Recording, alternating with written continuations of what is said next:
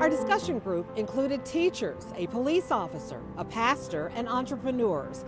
All are black moms, but they're moms from different generations, and that gave us a unique perspective, different points of view. We talked about natural hair in the professional world. We talked about the black church, the changes it's undergone, and the Black Lives Matter protests. I think you'll find these women very open and honest and candid about some tough topics.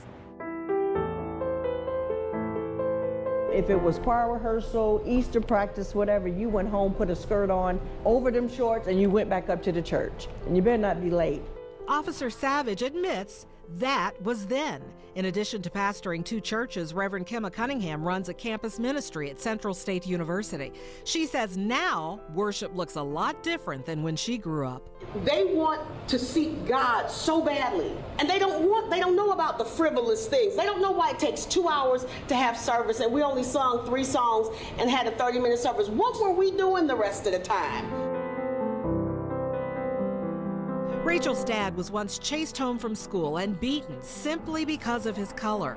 But her grandmother refused to condone or respond with protests. He still has a cut and a scar above his head. Wow. And my grandmother refused. She stopped everybody. She said, we will not retaliate in Buffalo, New York. We will not retaliate against them. But Jordan will protest again and again, whenever and wherever she sees injustice. She says it's a form of therapy. I think it's the unification. It's that trauma bond, essentially. You're able to connect with people who feel and understand you.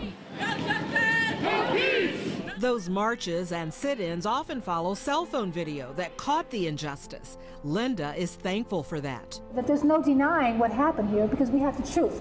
We saw in living color what happened to Rodney King. We saw what happened to George Floyd. I cannot breathe.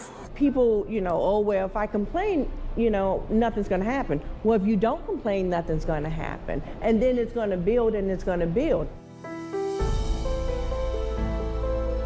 The Crown Act passed in 2019 and is a law that prohibits race-based hair discrimination. Black women can't be denied access because they choose to wear braids or locks or twists or bantu knots.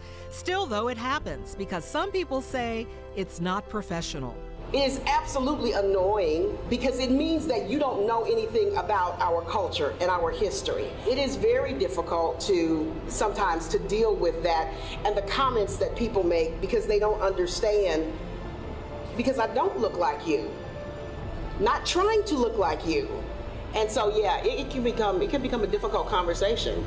Our conversation continues right now online at WHIO.com. There we have more issues and topics that we talked about. You'll find it very interesting. For Dayton Gets Real, Letitia Perry, News Center 7.